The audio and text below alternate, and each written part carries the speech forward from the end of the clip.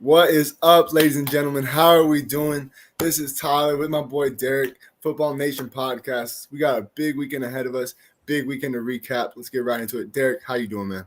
Oh man, doing good, man. Hey, man, some good games though this weekend, man. Some good games, some really good games, man. But let's kick it off with the Alabama game versus Ole Miss, man. What is the end goal uh for Bama, man, this year? What's the Just goal? to What's not the end on two you know? more losses. They're avoiding Yeah, going, what does it be? They're already 8-2, if I'm not mistaken. Don't go 8-4. Don't let this be the worst season that he has had in 20 plus years. I mean, it might already be there, but don't make it really bad. Just keep ending on a good note, set a good motivation and good energy for next year.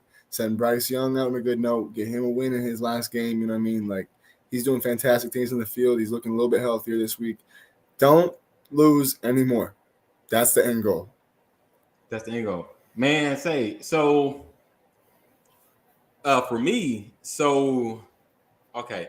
So Bama loses to LSU already in Tennessee. Yeah. So they can't reach the championship game. Now I kind of think that at the end of the season, the the um the playoff committee may try and put them at 4, maybe 5. I I think, That's a and stretch. but that is though just because they bring fans money though. That's why I hate Yeah. that. Trust me. I hope that is not the case.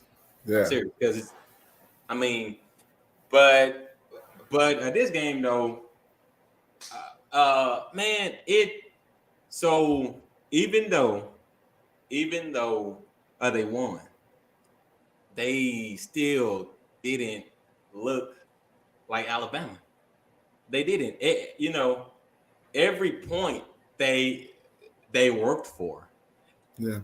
I mean, it's like it's to a point to where now it's like, okay, did did uh did these teams now find a way to figure out Bama, or is it just guys don't get guys just aren't really you know those leaders?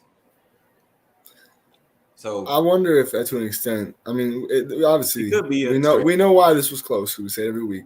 No, It of was on course. the road. It was on the road. No, of course. And I'm They excited don't to do see this. them get back home finally because I want to see Bama play like some damn Bama football. But when you got Jackson Dart out here looking as good as he did, please don't put them in the playoffs. I mean, the Right. playoff committee is rotten and they are sour, but please don't be that Yeah, bad. You know what I mean? We don't gotta do that. It's just I don't see TCU losing more than one game in the next 2 weeks. They may just go undefeated. that's a stretch. I really Yeah. wish Oregon would have won. We'll get to that in a little bit. I was really feeling Bo Nix there, man. There's some So was teams I. though that are a little more deserving. They're gonna rise back up the ranks a little bit, probably around 6, 7 if I had to guess. But I think Alabama.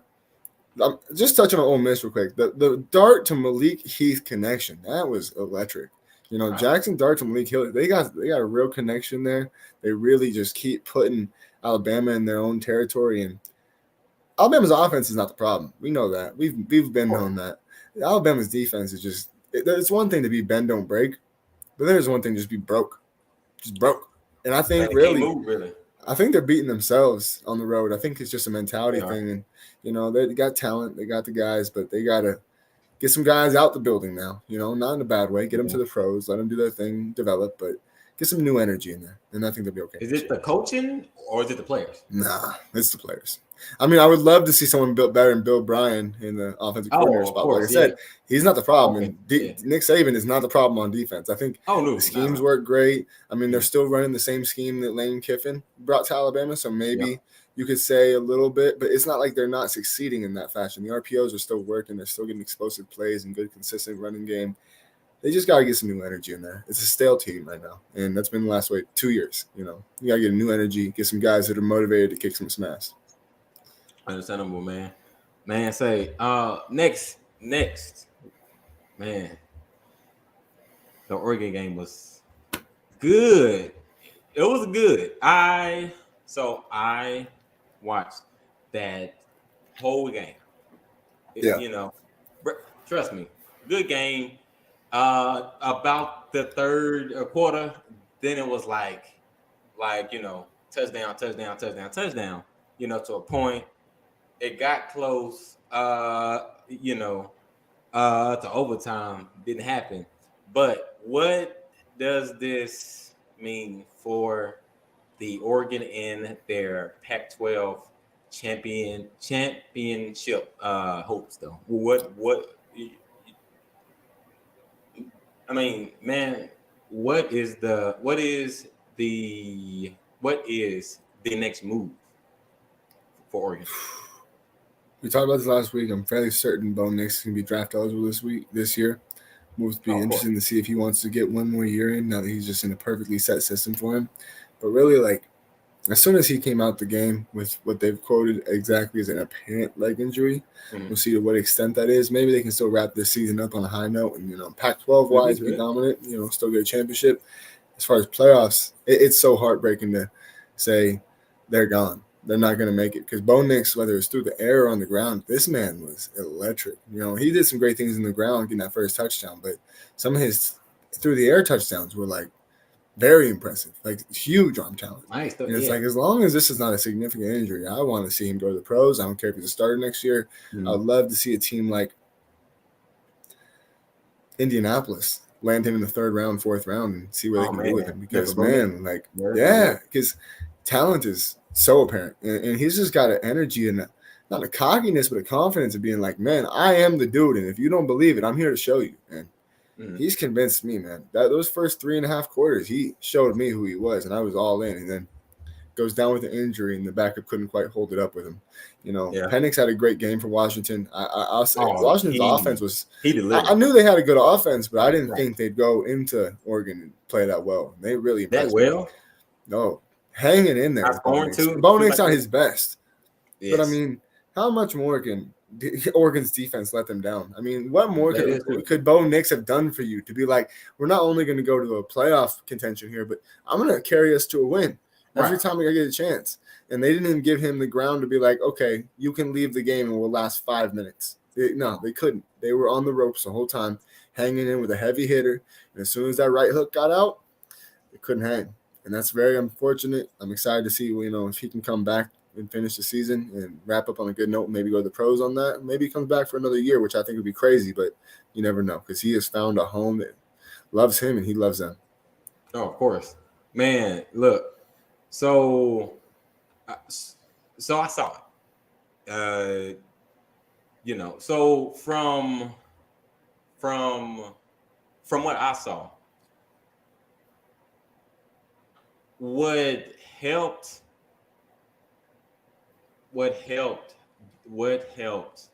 the Huskies win was their offense. Really, it was not their defense.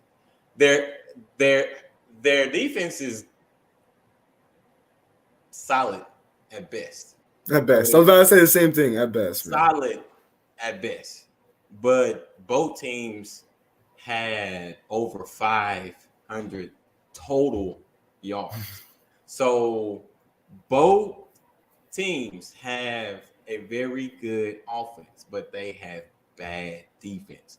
If Oregon had much better defense, they would have an average defense, man. Just give us the defense that we're seeing in places like Ohio State, where they're allowing C.J. Stroud to be in control. Bo Nix was chasing the whole game, and it's because he's so talented that he was able to be like, you know what, I can hang in here. I'm comfortable. Believe me, it's an uncomfortable situation, but he's just the type of guy to sit back and like, we're okay. I was made for this. I wish he could finish the game because this would have been his. This would have been his trophy game, man. This would have been when I go to the pros. You look at this and you see what I can be, and it's like, man, I still see it. If I'm a GM, I'm still taking a chance on him later rounds. Maybe I can get a steal on him now that he didn't finish that game. But as long as it's not a serious injury, very positive outcome for him. I mean, yeah, because look though, if Oregon won, I kid you not, they would have been pushed to a 6th ranking, right behind That's the thing. Tennessee. Mm-hmm. I mean, but they've gone TCU, Tennessee, Oregon, and that would be an interesting conversation. That'd be good, right? Yes. But man, it was Oregon's defense that killed them. That is why they lost the game. They couldn't even. I think that people aren't going to realize how little they did just because of how much Bo Nix did. But quite honestly, the whole game, I was disappointed. Like, can you guys just give him some help, please? Please give him some help because he's there. He's ready. But now let's just put LSU and USC in an interesting position. Amen. Yeah, it has. It has. All righty. Next up, man, the game of the night. And I told you that this game would be low-scoring game, and it was. You did, man. I knew that it would be. One, they were at Texas. Texas will not let teams just put up points at there at home. They won't. They have a good defense, man. So the question is, man, does TCU deserve to be in the college football playoffs? I'm looking at these rankings right now as we speak. Oh, yeah. I mean, not just because they're the only undefeated team that's not the top 3. I mean, Georgia, Ohio State, Michigan, don't touch it. It's perfect. Oh, yeah. TCU versus, Tennessee. It's an interesting game. I think I'll take TCU personally just because of who they beat and, how they've performed, even though I know Tennessee beat Alabama. LSU also, beat Alabama, but they got 2 losses on the season. USC is the one that I find very interesting in this conversation, but I think if we put TCU and USC together, do you think USC is going to pull this off? I'd take their quarterback over, but I'm not sure I'd take any other position group, quite honestly. I mean, yeah. I love TCU right now. The way that they're just for me, man, what was so interesting was that, I wanted them to let Kendre Miller do a lot in the beginning, and they waited until the third quarter to do that. But then he breaks off a 75-yard touchdown to open up their second half. Next drive, you got a very interesting play on my part where it was more wrong for Texas than right for TCU. But, Texas was playing a lot of cover 2, which in college football you see a lot of cover 2, cover 3, or just man all game. Yeah, or just man all damn game, which I hate. Yeah. But the thing was, is they had Texas played a very sloppy cover 2 in the deep safety area. And so they had a lot of, good play with their corners and strong safety, crowding that mid-tier area where it made them hard for them to, get the short first down type plays. Right. But they schemed it up perfectly where they had their guy Quentin Johnson on the far left, and they had just straight up crossers, 1 shallow, 2 middle. And it took the eyes of Texas, and that free safety didn't fall nearly far back enough, especially when I think there was a 40-yard line. That free safety, you need to be ready to play the end zone. And he was stuck at the 10, 15-yard line. And Quentin Johnson went around the edge and right behind him, and no one even knew he was there. And that was a wide open touchdown, I think 30 to 40 yards. And that sets them up 2 scores ahead. Like I said, really sloppy defense from Texas. They have great talent, and that's why they just don't let guys go off on them. Teams just don't destroy them because they're so talented. But maturity is definitely the thing I look at sometimes. But whether it's from the 2 fumbles from Quinn Ewers, sometimes Bijan Robinson runs for 29 yards somehow. Only 29 yards. I don't think it's necessarily all his fault because they could have just counted on him a little more, but I think they tried to, and it just wasn't happening. Max Duggan, man, he's not one of those guys I'm going to look at and be like, oh, I'll take him with the first pick. Not even close. But should he land on an NFL team and, if you're behind a bad quarterback, should you get a Sam Ehlinger to start a couple times? Oh, he should because of course. He's shown me some interesting things to be a Case Keenum, Brian Hoyer type of like, if he's not coming to the game, I'm not mad. He can. The timing is where he impresses me. He knows exactly where to put the ball and when to put it there. It's not just that he's got the biggest arm or he's so blowing holes open with his arm. No, he's just timing is perfect. His timing is on the money. He's looking for the ball. He's always looking for the big play just in case it's there, and he always hits it. I mean, how many times have we seen this guy just throw not necessarily a 70-yard bomb, but it looks like it because the defense is just so thrown off. Right. He plays with his eyes. He looks deep up. Got Tay Barber. Got Quentin Johnson. Money, money, money all over the field. And that's what he does, man. It's like he's very, very consistent. And I think Texas got all but shut out other than a 48-yard, fumble recovery. Like they basically got shut out. I don't care if they lost by a touchdown because other than a fumble recovery for a touchdown that wasn't even shown in highlight packages because it didn't even matter. Like, it happened. They were already getting beat. Right. Quentin Ewers almost looked like he was on the road with how uncomfortable he was, quite honestly. But he's very young. I give him time. True. But, man, I think that he is just not what he was touted to be? Huh? Not what he was touted to be? No. And, two, man, Arch Manning. Is he coming in 2 years or next year? I believe it's 2 years, right? Next year. Next year. So he could take his spot. Be first man up. So I'll have to give some thought to that one. So that's interesting. Quinn, I don't even know. I think it's Quinn gets I don't see a transfer coming. I see some bumps in the road for sure, but I think he gets the start next year. But if Arch Manning is there, I don't know if they want to redshirt him. I don't think the Manning family would want him to sit out. I think first couple games is going to be, a Quinn Ewers show. But if he doesn't quite get where he needs to get to with that, this could be Arch Manning by this time next year. Find a good game for it. Find a weaker competition mid-season at home, and I think we could see some Arch Manning next year. That'd be interesting. Of course. Yeah. Man, So, man, look, I have the brand new college ranks, man. Look at this. LSU is number 6. Yeah. They have a chance to be in the playoffs. If by some chance, some like kind, because Ohio State still has to host Michigan still. Somebody will lose that game. If LSU somehow can beat Georgia and somehow. It's in Athens, is it not? It's in Georgia? Huh? It's in Georgia, isn't it? Falcons field. There. Yes, there. Shut it down. Shut it down. Take the money on Georgia. True. But they good. If is a thing. Yeah. I mean, I'll play the if game. If LSU beats them, it's going to be a real tough thing to not put them at 4th because of the quality of competition they beat. Right. But I think right now, Ohio State, Michigan, obviously somebody's going to lose that game.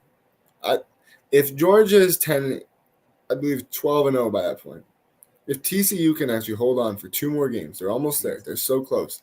If TCU can remain 12-0, even if LSU wins everything but the Georgia game, I don't see anybody putting Michigan or Ohio State out of the playoffs at this point. Out of the 4? Especially if they both go into that game 11-0. You can't drop them lower than 4. I think whoever loses goes to 4, and then done deal. That's where I'm like, I think we're just fighting for that 3 spot right now. Maybe even keep them at 4. Maybe if Michigan loses, they keep them at 3. It's kind of tough. I think the way I see this happening is TCU moves to 3, maybe LSU, USC, Tennessee, and I'll entertain them. Alabama, I think's out. Alabama's out. You just got to remember, LSU's got 2 losses. If this was a 1-loss team, I think they'd already One be in loss that is a 5 different. spot. It's a Yeah. different thing. I think Tennessee's the only ones that can sneak in, and USC, I'm like, I think these are. USC won't get in. No. I don't think so, but if Tennessee and LSU both lose, they're obviously in prime position to be in that spot. They may, but that's what I'm I like. doubt it. The only tough game on the schedule is coming up for these top 4 teams is Georgia facing LSU in Atlanta in a bigger stadium that is much louder than the one they play in, believe it or not. Then, Ohio, Michigan State. But if those are 2 11-0 teams, I think it's just the fight for 2 and the fight for 4. The 2 and 4. I mean, because TCU could play Oklahoma State again, though. Probably in the championship game. Probably. Yeah, but them or Texas. They're all the way down at 25 or 24 right now. If they lose in them, that's going to be a very you shouldn't be here conversation. And I just don't see that. No. Yeah, they'll be kicked out. No, of course. Yeah. I think we're looking at the top 4. It's just maybe it gets rearranged and maybe Tennessee or LSU can sneak in. Yeah, it'd be different. For sure, yes. Cool.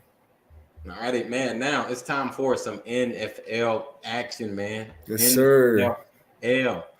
Man. I'm excited now. What happened in the Vikings and Bills game, man? What happened? Well, like, so is Buffalo falling, or are they just not that hungry? I think the Bills are still good. They're still good. Mm-hmm. I think they are not as hungry as as they were like week 4, 5, 2, 3 when they beat 4, the Chiefs. 4 5, really. Right. They're not, because it seems like they thought, okay, cool, we beat the Chiefs. That is all we really chose. As far as the regular season, yeah. But the Bills aren't. They are not. Yeah, they are so different now. Here's the thing. Josh Allen the last 3 weeks has gone back to his old self a little. It was interesting because last year I thought Patrick Mahomes wasn't playing that great. I thought he was getting out the pocket way too fast. He wasn't trusting his guys enough. And I thought that really he was leaving a lot on the field, which I couldn't believe because it's Mahomes. But I thought in the sense of he should be more patient and just trust what's going on and not just be so looking for the rush at all times. I thought there were some things that he could improve last year. And that's why we see him on I think is an MVP path with what he's doing. But I think the Bills have hit that point where Josh Allen is the guy who's going to lead the ship for them.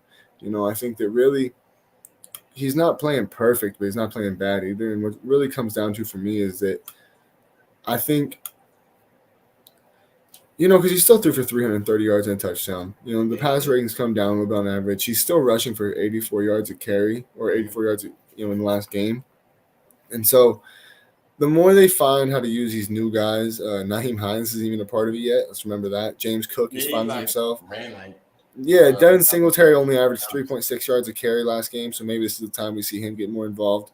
Believe it or not, Duke Johnson is getting snaps over Nyheim Hines. So once that kind of grows itself, it's okay. Duke Johnson's a part of it. He's been there for 3 or 4 years. He's one of those guys. He's not bad.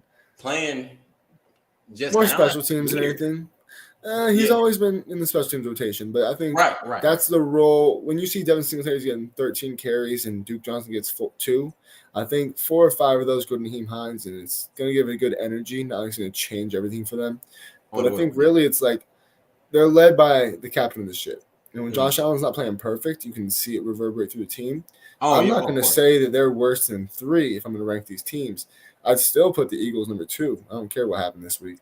But I think really – this was just a game that I understand how they lost. It's tough being at home, but coming off 2 shaky games and look at how Josh Allen's momentum is kind of great, not perfect. I'd say not even good, not great. It's great, not perfect. And, if he's not playing perfect, they kind of look at it. They're coasting in the regular season, but they're getting everybody's best shot. They're the team that, people look at to beat in the AFC. And I think come playoff time, even if they're the 2 or 3 seed, which would be surprising me at that, I think they still are going to turn it on something fierce in the playoffs. But for the Vikings, I'm gonna look at you and be like, are you still standing on this Vikings aren't real talk now? Because your one argument was that they didn't play nobody. They didn't beat nobody. Right. Okay, guess what? They just beat somebody that you've been calling the best team in the league for about 4 weeks now. So are we sure they haven't beat nobody? Because personally, look at the momentum that Kirk Cousins is coming in with, throwing 350, 2 touchdowns, 1 touchdown, even if he's got an interception or 2, who cares? Justin Jefferson. Oh, man. What? Man. The Packers got to be sick, man. If you're a Packers fan, you just got to throw up every time you see it. Like, you got Jordan Love not even playing, and you're watching this guy go crazy. I think Minnesota, I've seen it. I've been on it. I've been believing in them being the 4th team in the league, and I think now they're officially the 4th best team in the league. I think it goes Chiefs, Eagles, Bills, Vikings. And who's 5th? That's up to you. Hold on. I know. I'm calling that shot. So you would put the Vikings over the Dolphins? Ooh. Yeah. I thought you were going to say the Cowboys. I said, no, I will. Yes. The only thing to me is that Tua has won his last 8 starts in a row. The only games that they've lost is when Tua wasn't there or was hurt. So exactly. So Tua is playing perfect. They could be undefeated. I think the Dolphins just let too many people into the game. They have too many close games, and I think that they even play a style because I think Xavier Howard, other than Patrick Surtain, is the best corner in football right now. Mm-hmm. And we talked about last week how there are 20 people you can talk about in that conversation. Oh, of course. But I think really that how many people do you really ask to do everything as far as zone coverage, outside, bump and run? Every conversation you can have at the corner, they ask Xavier Howard to do it, and they don't give him help. There's never a safety over the top. So he gets beat a decent amount, things happen, but he wins more than that by a lot. And I think that what you see with their defense is they allow a lot, but they're confident enough to run it back on teams because they're just so explosive offensively. Even Jeff Wilson is now looking at a top 20 back in the league, in my opinion. But I think that they let too many teams that shouldn't hang around, not just hang around, but get a lead on them. And you can't play those games with these top 5 teams that aren't included. Especially the playoffs. Teams will. If you let the Vikings, the Eagles, or even the Cowboys get up on you, I mean, I guess they're in the AFC. Talking about Chiefs and Bills, and that's even scarier. Like Chiefs, Bills. If you let the Chiefs or Bills get 20, 21 on you, 14 on you, you're not going to win that game. No. So it's like they're too dancing on the line for me. Mm-hmm. But I think really that 5 or 6 is where they belong for sure. But I definitely put them. Yeah, but I'll put the Vikings ahead of them right now because they're coming back on people, and they're almost that team now that, come fourth quarter time, you're looking at them and you're like, it's going to happen, isn't it? They're going to do this, isn't it? It's just like the Chiefs. They're the Chiefs of the NFC, where it's like, are they the top team? Yeah, they don't need to be. Even the Chiefs are my top team in the NFL right now. Just Patrick Mahomes alone. He's just spreading it out to everybody, going crazy on everybody. But I think it's like you see a lot with the Chiefs where if you got a lead on them in the fourth quarter, you're kind of sitting back like, I think that the team has this, but can they really hold this off? Because it's coming.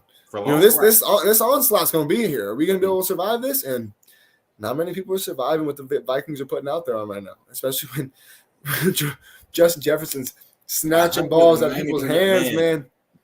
Oh, that catch. It got me on my chair. I jumped up out my chair when I saw that. I was like, oh, man, God. Beast, man. Beast mode, man. He is. I didn't know that. Man, look, Bills were at home. Loud, rowdy. It was cold. They had a 24-10 lead. They had such a big gap. Yeah, and at home. Still, you let them come back on you. 13 points in the fourth. Go to overtime. Yeah. What is up with the Bills' offense and defense? Because the defense, they aren't getting as many sacks or picks or fumbles. I think they have changed too. We're used to the Vikings having a bad culture and a bad feel and energy behind Mike Zimmer, but when you got Kevin McConnell coming and doing what he's doing, man, Kirk Cousins, 357 and a touchdown.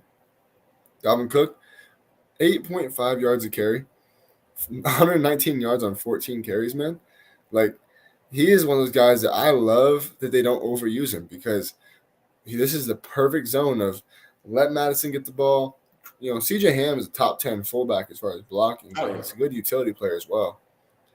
Is Kirk Cousins not a top 15, 10 quarterback right now? Well, top 10 might be much, but behind Kevin McConnell, Kevin McConnell, he's Kirko Chains, baby. He needs some respect. And I'm going to be talking about this all into the playoffs. Yeah. So if their defense is getting the pass rush there with Hunter healthy and Darius Smith healthy, they got a great run-stopping team as far as, Dalvin Tomlinson and things like that. Offensively, what do you not love? I mean, now they got TJ Hawkinson. I didn't even see him last week. And it's like, someday he's going to pop crazy. Yes. Yeah. I forgot they had him. I just thought of it myself. Like, oh, wow. Right, yeah. I'm like, they do have him. Oh, goodness. He's new, ain't he? Yeah. Oh, my God. They do have him. And they're still using Johnny Munt, who was a great last 3 weeks, man. I don't care if it's just on the blocking side of things. Johnny Munt has stood out to me. Like, top 30 tight end in football. I don't care if he doesn't get the ball very much. And defensively, Patrick Peterson is still amazing.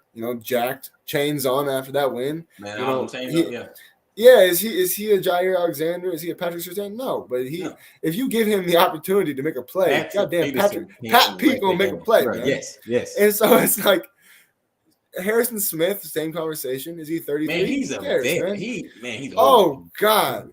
Can you imagine their first round pick, Lewis Seen, isn't even there right now? That headhunter, he's not even there. Oh, God.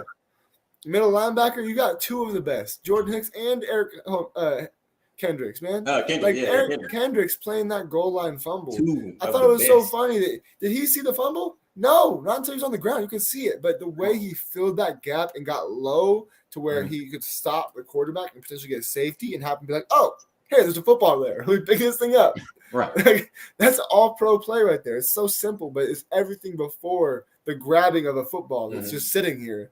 That's so complicated. To know what gap to punch, know how to get low enough into it that you're below your lineman and stopping the quarterback. If Josh Allen had the ball, he would have gone right into the helmet of Eric Kendricks.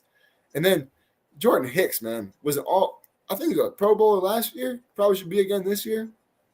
Jordan Hicks. What are they missing at this point? They don't have a perfect second corner.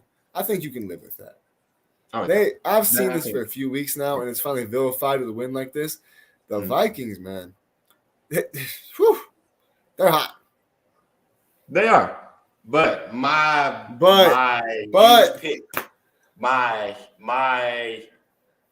big choice or pick would be this: Vikings. They go to the playoffs second at home. Got a home second seed, home game. Now they get out though first round. To who? If you're the second seed, you think the Giants are going to go into Minnesota? The Seahawks are not. Who? Cowboys coming in. They're not going to play the Cowboys week 1 because y'all are going to. I mean, you'll be a wild card team. No, you're gonna face the Buccaneers in Tampa, bro. Right now, at the start, you're facing the Buccaneers in Tampa. That's a win. I'll give you that. But you're not going to Minnesota and getting a win in the first week. You got to meet them in the conference finals after they vilified themselves. Look at the pathways right now, bro. The division leaders. You're gonna face the worst division leader right now. That's by far, no matter who it is, the NFC South. And I don't want anything to do with that as a Falcons fan. Buccaneers don't want nothing to do with that. But the thing is, the Vikings are going to face a team like the Giants, the Commanders, man. I can't believe it. No. The Packers, that's who they'll face, bro. It's really the Giants and Seahawks. I mean, Seahawks are a division winner themselves. So you're going to face the Niners. That might be the only one I fear is the Niners. And they have to go cold weather, out of state, cross country, into Skull. No, not just a dome, an intimidating ass Viking chant. I'm telling you, it's foresight. I see this. They don't scare me though, man. It scares me that you say that. That's what scares me. They don't, because look, if Dallas goes there Sunday, they have to win. Then what the heck what then? What's then? They're not going to Dallas. Y'all are not going to have a better record than them. You're going to be a wild card team. You're not going to – if you win the division at this point, you're going to avoid them even more. Oh, of course.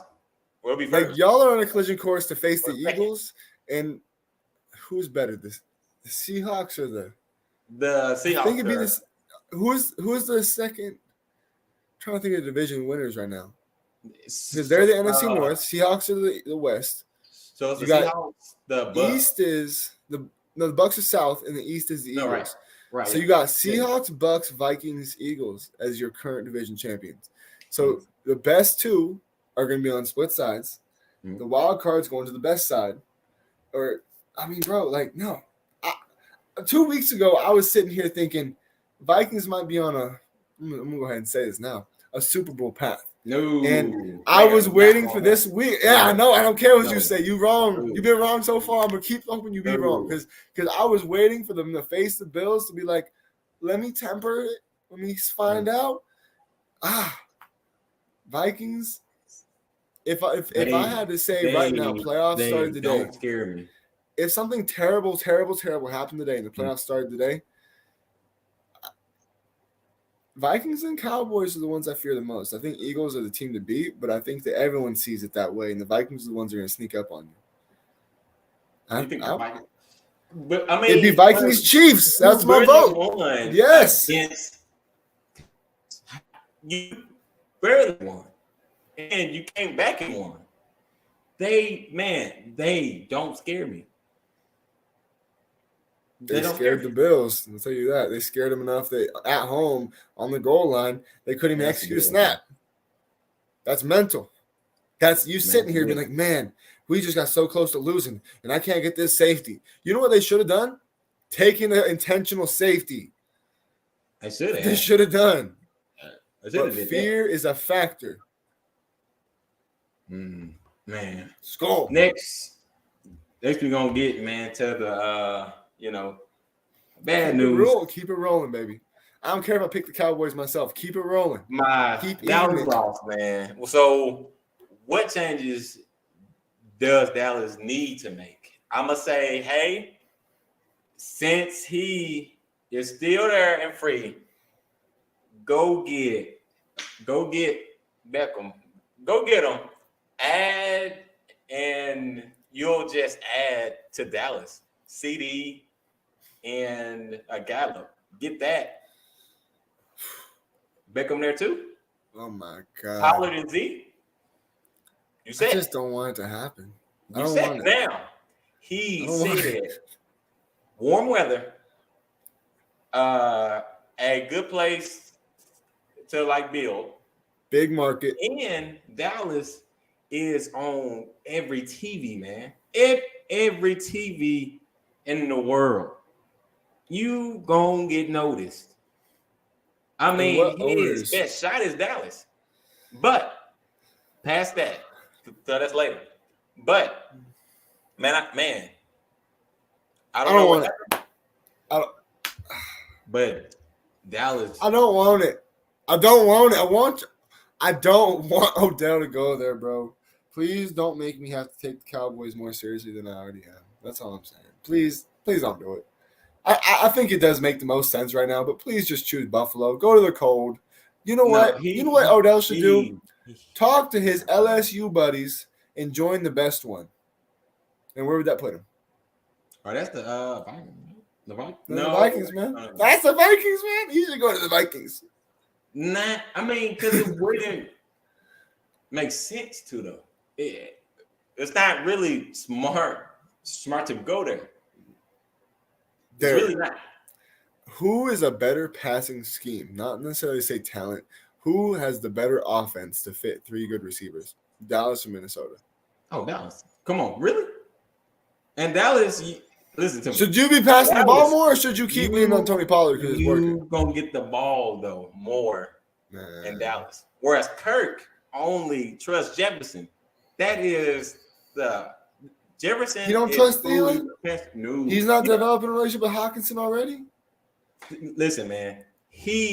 So let me see. Thielen had 5 catches, man. He don't trust Thielen. Thielen. Man's 34. Who cares? It's okay.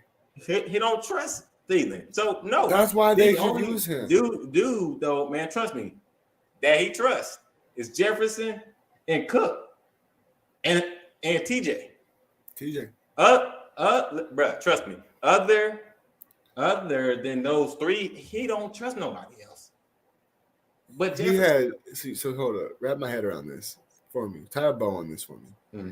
They had Stephon Diggs entering his prime. Who got the ball more? Thielen. They had Justin Jefferson first 2 years, like entering greatness. Who got the ball more? Thielen. Now, finally, Jefferson's so good that it's like, why would we not give the ball to the next Jerry Rice right now? Why would we avoid it? This man's literally breaking records that only Odell has set for his first couple years in the league. So now, finally, he trusts someone more than Thielen. But you're telling me that Thielen is not still being used here? He's not the best wide receiver 3 in the league if Odell goes there? He is not the best. No. And who does Odell already have chemistry with? Anybody in Dallas? Or the guy that he went and saw win a national championship? Bruh. He mentored Justin Jefferson. It makes sense to him. It makes sense to come to Dallas. His dad went to college at LSU. The LSU blood runs deep in him. I'm telling you. You got one guy. I will find any reason to say that he won't go to Dallas. And we'll get to this later. Because right now, Dallas just played a perfect game, but faced one problem. Do you know who Trayvon Diggs was covering the entirety of that game? Allen Lazard. That's who. No, Sammy Watkins. No, him. Okay, why was Diggs on Watkins when Aaron Rodgers don't use Watkins? He don't use them. He don't use them. I have it on my paper right here. I don't know. He don't use them. Let me see. Cowboys. I'm reading off my paper. I'm reading off my notes. Behind the scenes. Cowboys wasted Diggs' ability, leaving him on Sammy Watkins all afternoon. That's what cost him the game. That's it. Why would you guys played perfect on Watkins and then Brown on Christian Watkins? Why would you? Why? Watkins, yeah. If Diggs is your top corner, move Diggs to the guy that caught the first touchdown. First two. And then the first two. Why did DQ not adjust it and say, you know what? This dude is scoring. Let's just move him over to Watson. You put Brown on Watkins, he don't use him. Brown is good, and he really used Allen Lazard. He threw it to Watson for 4 catches. He got 6 targets and then 3 touchdowns out of it, almost 100 yards. All right, believe me. I was sitting here yelling at the TV and thanking him at the same time. And as a Falcons fan, you don't got to explain to me that maybe Dan Quinn ain't the best guy in the world. Maybe last year you looked so much better on defense because of number 11 from heaven himself, Micah Parsons, and Trayvon Diggs entering his prime, and more talent than people want to give you credit for, and not the damn coach who couldn't fix the culture after one game and we lost in the Super Bowl. That you want to bring up all the damn time, and now this is your problem to have this man. And it seems like next year it might be the Broncos' problem, which it should have been this year anyways. I don't think Dan Quinn is the end-all, be-all from anybody. And I love that you just said that because people can see it now that Micah Parsons and Trayvon Diggs should get more credit, and maybe DeMarcus Lawrence was even getting less credit from me than he should have. Oh, he was. I digress. Because the Packers did so much well, I'd like to mention it. The Packers, for the most part, played great. I wish that we'd see them use Aaron Jones more often. I wish we could see them just say, this dude is a top 3 running back, short of Jonathan Taylor and probably Kenneth Walker. Nick Chubb and Saquon Barkley are right there with him. Top 5 running back in any conversation you want to have. And they just don't treat him like it. I hate it. And it's mostly because I have him on fantasy. Don't care. The thing is that Christian Watson is so physically gifted.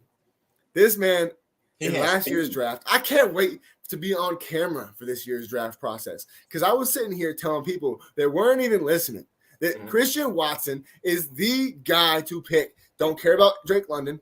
Love him a lot. Don't care about any of them. I don't even remember who it was now because it doesn't matter. The Ohio State guys, Olave, Wilson, amazing. Love them. Love him. He leads all the rookies. Watson was the dude I looked at and I said, this guy, NDSU, North Dakota State University, runs like a damn gazelle and is built like a damn Stetson horse.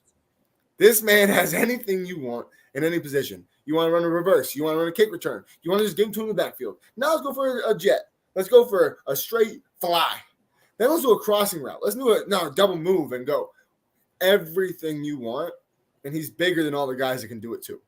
He is Deebo Samuel and bigger, and he was just not confident enough to go after these balls in big moments. And something that Aaron Rodgers said this week was that when he dropped that first pass, very easy first down completion, dropped it. Hit him in the hands like everything has this year and dropped it. Aaron Rodgers told him, hey, move on. Who cares? We have a lot of game to play here. And the very next play, touchdown. Next drive, touchdown. Drive after that, drop the damn pass again. It should have been a touchdown. He should have had 4 on the day. One after that, touchdown to give him the lead. That man broke out, found himself, and I just want to see more of it because I love me some Christian Watson like no other. I'm telling you, when we drafted Drake London, I believe top 10, 5th overall, something of the sort. I sat here like, love it. I'm okay with it. Fits what we want to do. I would have taken a big old chance. And if I'm a GM, I would have, around the 20th pick, 15th pick, I don't care what people say. I would have heard about it. I would have done it because Christian Watson is anything you want in a receiver. And it's hilarious to me because I don't like the Cowboys as much as you do. But to you, it must be heartbreaking and so frustrating because the Cowboys played perfectly. You counted on Tony Pollard. You didn't ask Dak to do too much. And when Dak had the opportunity, CeeDee Lamb had the best game of his damn career. And your defense didn't even play that bad. But the effect that three shot plays, 3 big game-changing moments can have on a team, it's vast and is incredible. Because it's literally 3 or 4 plays lost you the game, including probably 2 interceptions by Dak. The first one blew my mind more than the second. The first one at the end of the half was just like, oh, God, what are you doing? What just happened here? You just threw in 3 people. You just threw it right at 3 people. But, I mean, the game was called perfectly by McCarthy and Kellen Moore. The defense played actually pretty well, other than a hilarious mismatch that they just never addressed. Which they should have switched. Having Christian Watson on anybody else and Trayvon Diggs after 2 touchdowns and just blowing himself open on every route. The guy is so big and so fast. They want to press him? Good luck. You want to just hope he doesn't run by you? He's going to run by you, and he did multiple times. And it's like even by the third quarter, I was sitting there like, are you not going to put Diggs? It was hilarious to me. I started watching on every play, looking for number 7, being like, is he really on Sammy Watkins still? Damn, is he really up? Even Jordan Lewis was on Allen Lazard. 3 catches. I can't even tell you who was getting covered by Christian Watson or Christian Watson was covering. Because it was like mismatch city. And they just said, we'll pull Dan Quinn and not adjust. It was a great game, though. I know I love laying it out for your Cowboys and just making it real sour for you. I love it. But that's fine. Because you guys played amazing. Lost to the Panthers, who's worse than that was almost 7 days ago. No. The Falcons just lost to the Panthers, who suck. Now, don't say, "Hey, Dallas this, Dallas that." When y'all lost to Carolina, the Panthers, who can't get the QB thing right. So, we lost. Hey, I still have not forgotten Baker Mayfield headbutting a man with no helmet. That's what stands out from the game. It's like, seriously, that's who we lost to? This man going, fucking no, bro. No, man. Man, so as we know, the Colts hired a new head coach, Jeff Saturday. Jeff Saturday played actually for the Colts, center for Peyton 12 years, 13 years, and another year with the Packers. All pro. Moved to the Packers. Pro Bowl 12 times out of 14 years. Legendary player. He got his very first win against the Raiders, who are trash. You can't lie. But still, a win is a win.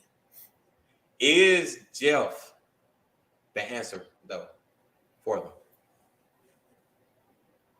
I think he has to be. I mean, for me, I I think gotta he's be not. honest.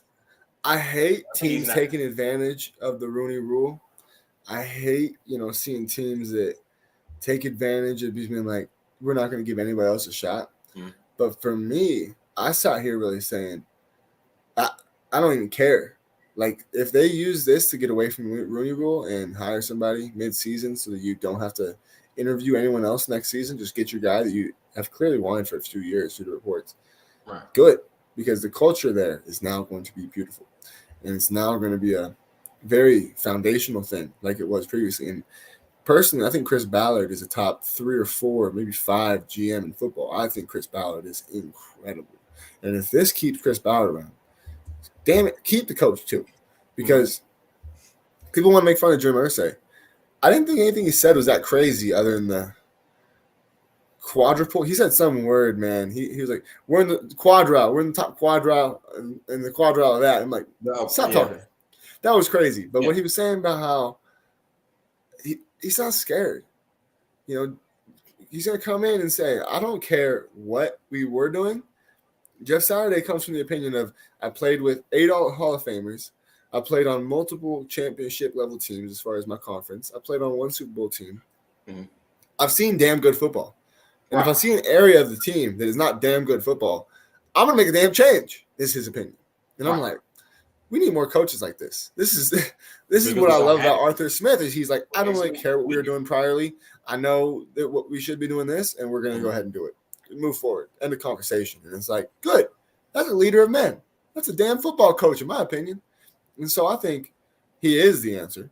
He is the guy that just should be the coach next year. I don't care if you're not going to hire anybody else. I don't care if you're not going to interview anybody else. I don't care if that's not how it should be done.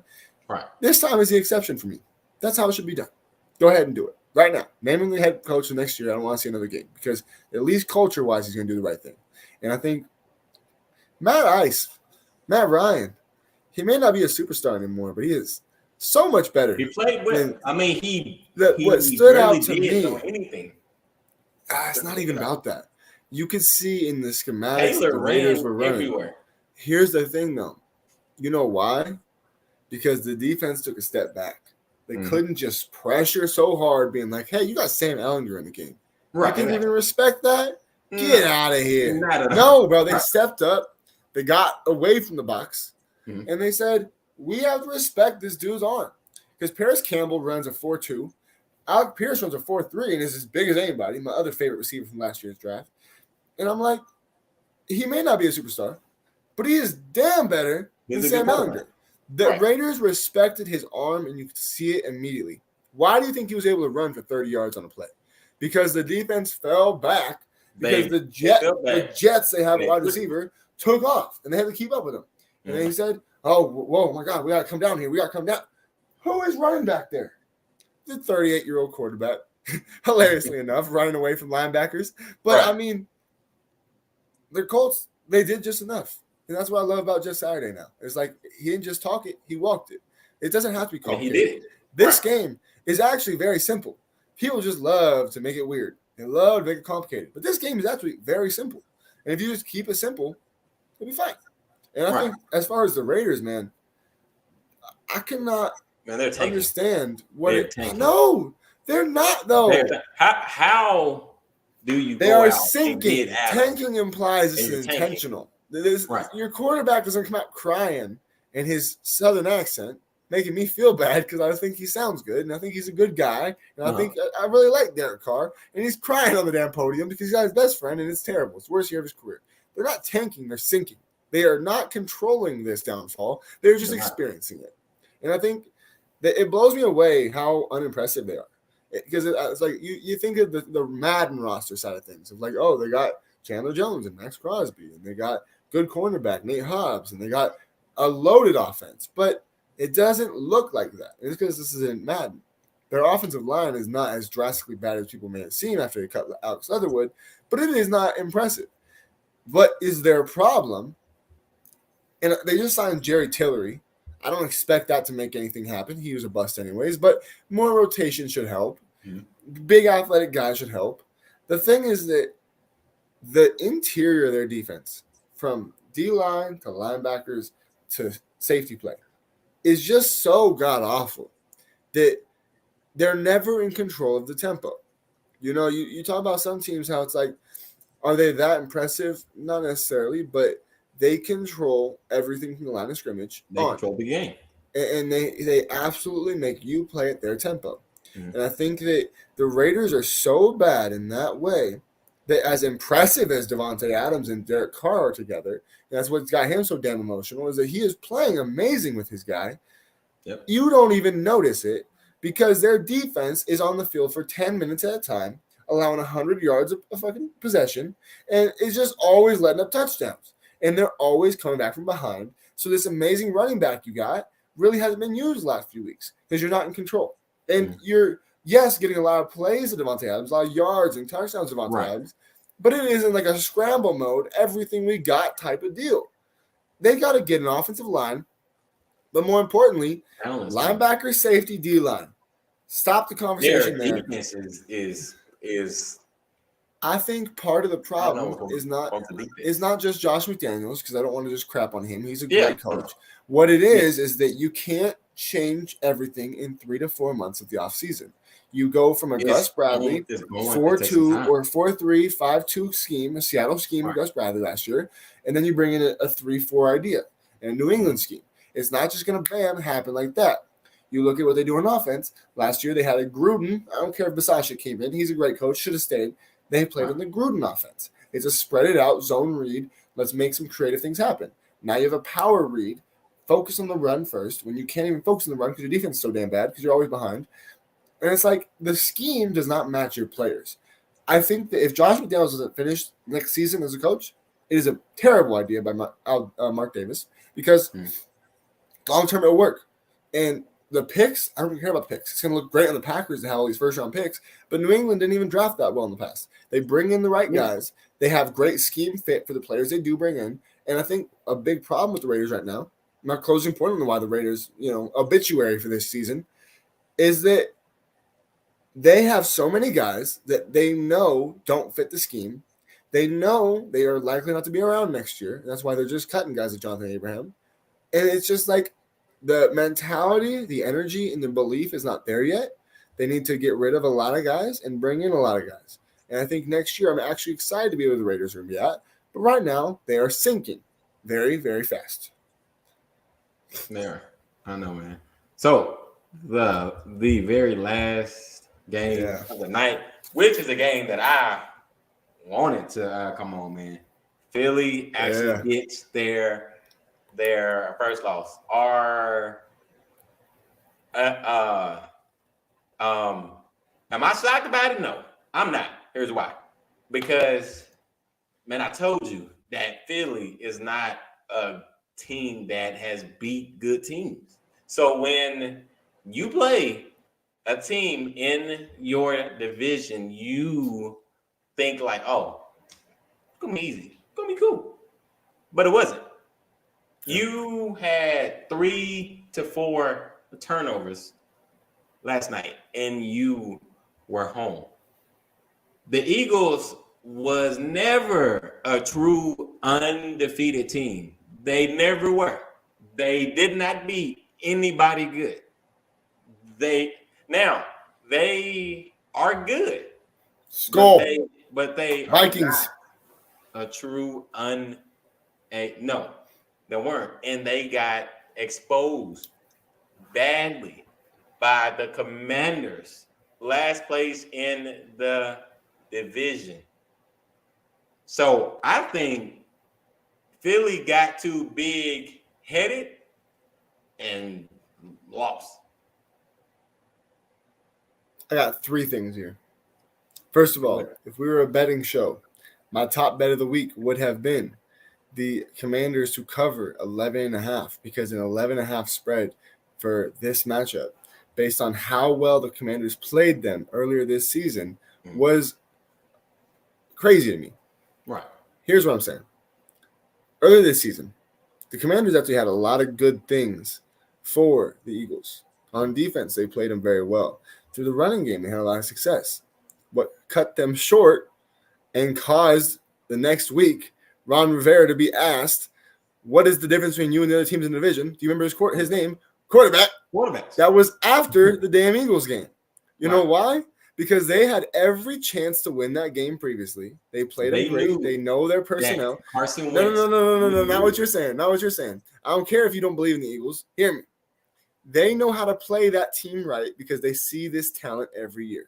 Mhm. You know, those two Alabama boys and Commanders control Right. the D-line, and from there you can do things. The thing is this. The Commanders just are a good matchup for them. They're a great D-line and a very good O-line. From there, if you're facing a team that does the same things, the talent can show, and sometimes talent just comes in good. You know, Terry McLaurin's a dog.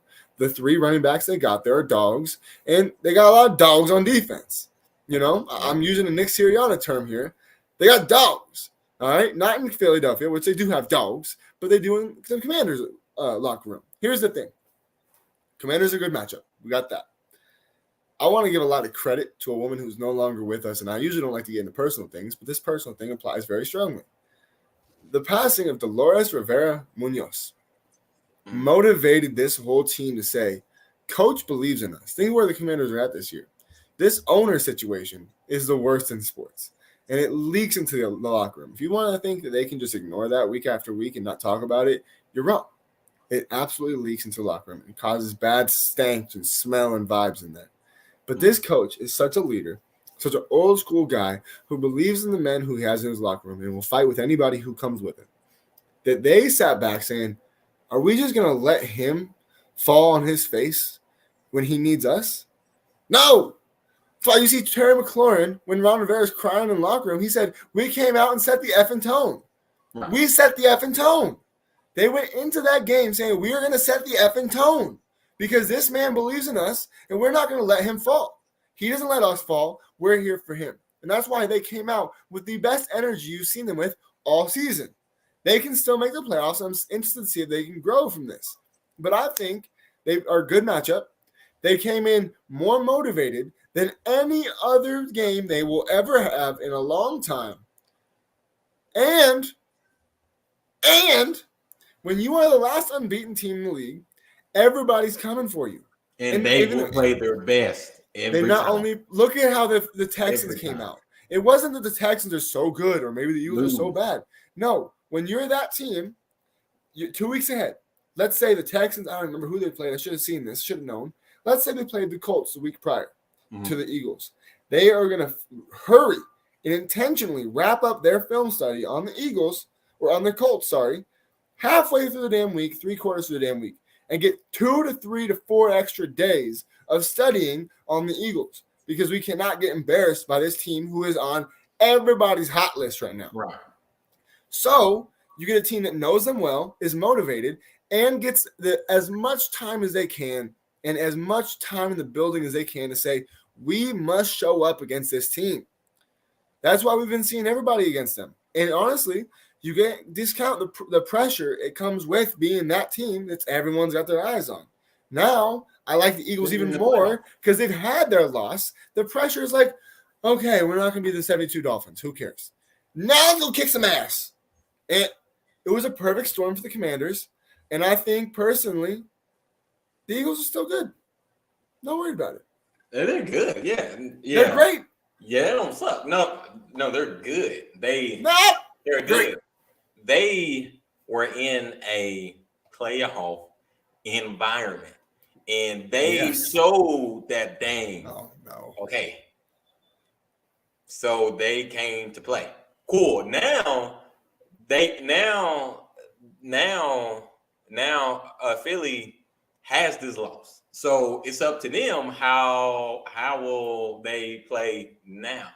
Because next is the Titans.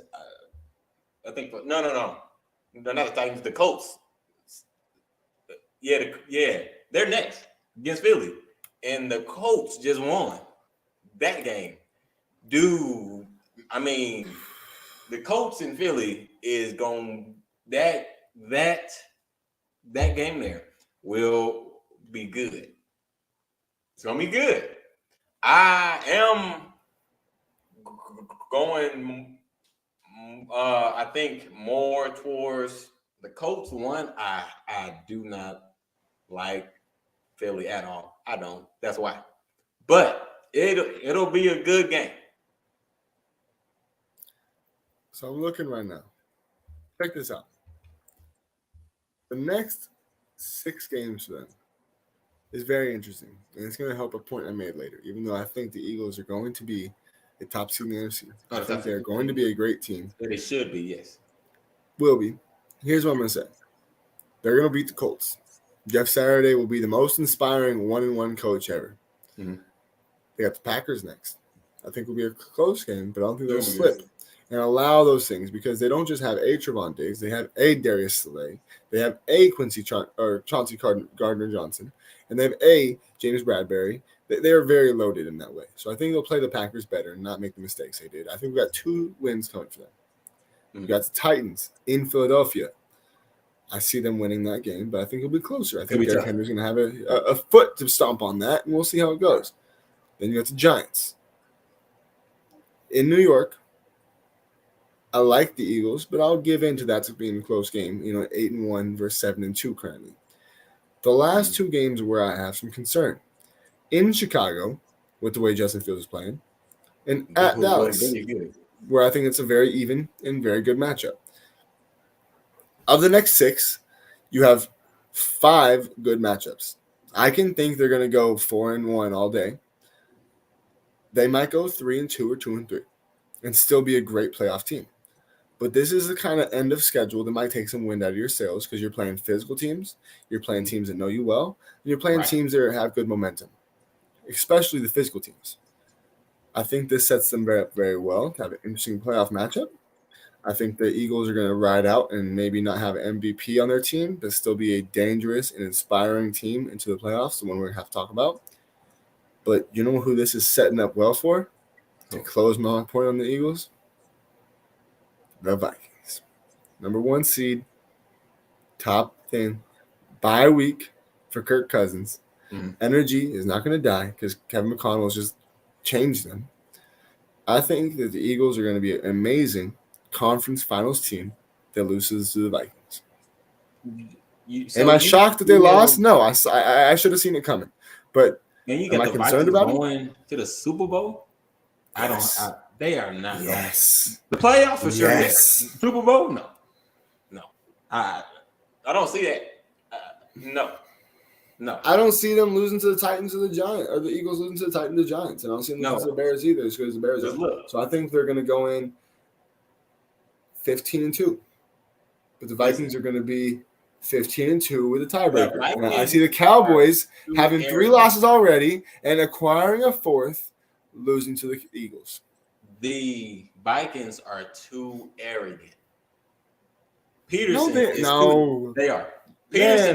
Peterson, too arrogant. Jefferson, arrogant. Now, they got Kirk Cousins. Listen, Kirko change, you mean, but are not humble, the league will humble you real fast. I think they've been humbled by experience the last 5 years, and they are ready to finally be who they've meant to be. They are not humble. Nah. I think Derek. I think this, Derek.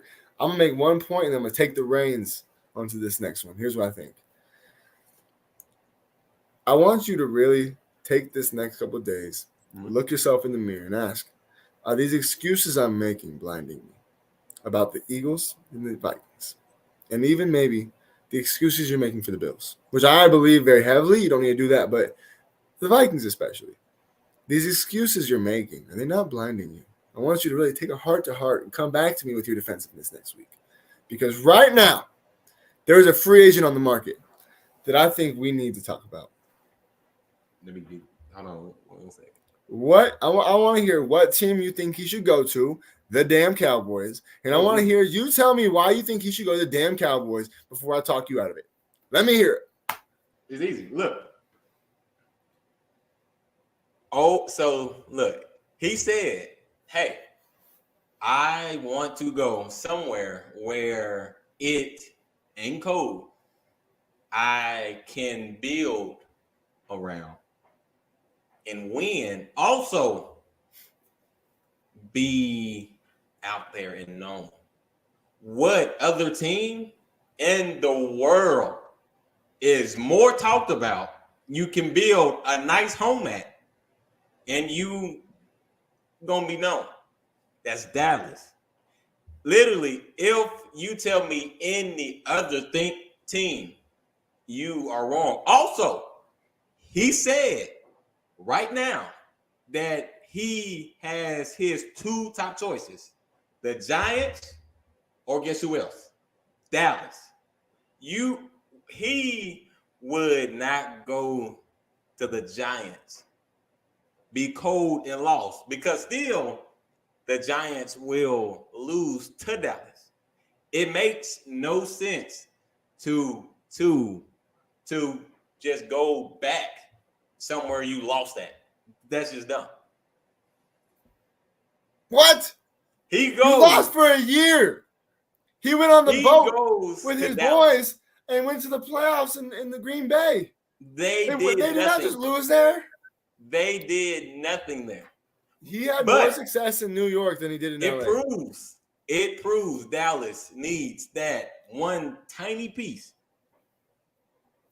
to get him there. Who in the league other than Jarvis Landry is he closest with? He is not. No, he's not going to the Saints. I'm not saying that. That's his best friend. We know that. Yes, Who is the next people he is closest with personally? Mm-hmm. Barkley. Saquon. And what organization did he just, no matter through thick and thin, want to give his life to? No matter what happened, Eli Manning being 45 or not, the damn Giants. Why I think would he go to Daniel Jones? That don't, because Daniel Jones is damn underrated. He's a top 15 quarterback. I don't want to hear it. I understand. I don't want to hear it. Okay, starting a franchise today, just on what you've seen this season. Who cares about anything prior? Who you starting a franchise with? Daniel Jones or Justin Herbert? Just this season alone. I understand the Acidon comment. That's so easy. Just on this season, you're biased. You're biased. Listen, you're looking at prior evidence. I'm saying this season alone. Justin Herbert is a much better quarterback. I agree, but this season he has not been in any statistical category or any realistic idea. He is not. No, I'm just saying. Well, you have to understand. This is Odell's mindset. He's not. If he wanted to just go off evidence, he'd go to the Buccaneers or the Packers, and he ain't doing that. So what he's going to do is look at who can give me the best chance to win this year. Ain't the Giants. It ain't the Giants. It ain't the damn. Come on now. No. Listen. You think that Daniel Jones gonna really do something in the play? No. Come on now. No. If you get a receiver like that, yeah, I do. No. Listen, I don't think he's going to the Giants. For me, I hate to say I think he's going to the Cowboys, but I think it's for one reason and one reason only. I'd love to see him in Buffalo, Minnesota, or Kansas City. Please, Odell, but Kansas City's kind of out of it. They got carried. Yeah, it's out of there. I love to see Vikings, and I love to see the Bills, but they're cold. Mm-hmm. The Niners would be hilarious, but they don't got a good record. That's too much, though. They don't got a good record right now. They might not make the playoffs. It's sad. They wouldn't. They'd be a wild card team. Mm-hmm. Here's what makes me excited.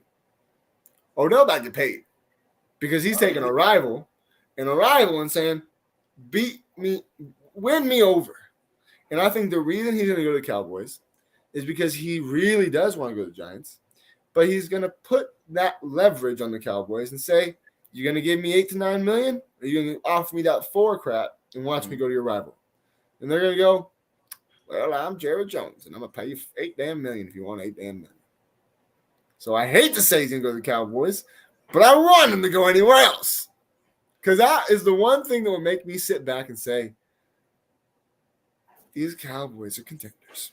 And I don't want them to be contenders. I'm on Team Stephen A. I want to see the Cowboys be the damn Cowboys. It makes the most sense in that. And I don't want it to, but it does. You will get the ball. Listen, Dallas is on everybody's TV every week. Why would you go anywhere else? If you would like 4 years somewhere to build, to to get known, to just be, it's Dallas. It makes no sense to go to the Giants with Daniel. Why would you pick Daniel Jones past Dak? That's so stupid. They're more similar than I think people realize. It's just everything else around them is very different. Nope. No. I judge quarterbacks on quarterbacks, not the team. Okay, look at what happened last year when they lost Daniel Jones, and look at this year with Daniel Jones. End of conversation. Think they're not good. And no, they're very good this year, though. Jones don't do nothing to win the game. They give the ball to Barkley. Barkley wins them the game. And what would make Barkley have more space? A receiver on the front end that opens the field up downfield. That helps Barkley, that helps Daniel Jones, and that makes a team that actually has a damn better record than the Cowboys. I see it right here. 7-2 versus 6-3. By a game. And we beat the Giants. You're going to lose to the damn Eagles, and so are the Giants. So it's going to be a 14-3 versus 15-2 conversation. He is not. No. Man. You know what I think Odell should do? Who cares about this year? Rich Eisen said this a few weeks ago. Here's what I say. I'd wait. Really? No. I have him on both my fantasy teams. Let's hurry up already. I've been holding on to him for a minute. He's been in my IR slot all damn year. Here's what I think he should do. And Rich Eisen said this a few weeks ago. Odell should do this every year. He should do this every year. Never sign in March with a team like the Rams that could flop. Right. What he should do is be the one-man sports with enough power to say, I'm going to remain healthy. I'm going to remain patient. And I'm going to sign every November. Because quite honestly, he should sign with the Cowboys this year and maybe win a Super Bowl. It'll make me puke, but maybe. He should wait till next year and maybe sign with the Chargers when they have Sean Payton. Then make me excited. And he should wait one more time and then sign with whoever the hell is good in 2024. I think this is a beautiful thing he's doing, and he should do it every season. Because if you look what he did last year, get cut by the Browns, and he says, why am I in a rush? Right, exactly. Just chill. No one can control their own destiny better than Odell Beckham right now, and I think you should take advantage of it. And sadly, it's looking good, man. It's looking good for you. And I don't like to say that. He'd be crazy to go to this. And it's cold in New York. That don't make sense. That goes against. Well, good thing for you, Minnesota plays in a dome. I told you that. But no. I mean, he got his top two choices: Giants, and the Cowboys. So it's out of those two.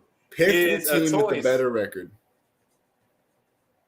Because he made New York stand up. When he was in New York, they were the bigger market team, and he could bring it back within a day. By a game 1-2, we beat the Giants. So what sense does that make going to the Giants and you play Dallas at the end of the year? So I'm gonna make a prediction. I'm gonna look at y'all's schedules. I'm gonna look at the fact that the Giants have to play the Cowboys, they have to play the Eagles, and they have to play the Vikings yet this season. And then I'm gonna look at the fact that the Cowboys have to play the Giants. They have to play. I know, but I'm just saying. They have to play the Giants, they have to play the Eagles, and then that's about it. You got the Titans, you got the Jaguars, you got the Texans. You got the Colts. Exactly. You got the whole you got the whole AFC South coming. Yeah. Damn, man. The whole what else going to Dallas? Damn. Why would he go in literally anywhere else but Dallas? This man could sign on Thanksgiving against the Giants, which would make me so sad. And then have his next two games. Man, he's going to sign on November 25th because they play the Giants on the 24th on Thanksgiving. And they follow up that day, the next 3 weeks. The Colts, the Texans, and the Jaguars. The easiest game. Damn! I'm pouting. Now, it'd be cool, can't lie, if he chose on the 26th right after the Cowboys and Giants game, and you know, and then he chose the winner. That'd be cool to me. And this would make sense of why it went from him picking his team in mid-November to the end, because to the end, want to be a Cowboy the last time they faced the Giants this year. That would just make everybody up. No, it wouldn't. Not for anybody but you. Damn, Colts, Texans, and Jaguars. Y'all are gonna go 3-0 in that. And then you're gonna end the season against the Titans in Tennessee, but damn, I'm done. That just made me upset. He's one of the Cowboys. Football Nation. Good week, man. Very good week. Good week, man. We will be back on Friday, and we will talk about the upcoming games for this weekend. Get this future Cowboy off my screen, please. It's some good ones. It's some good ones. All right, God bless y'all.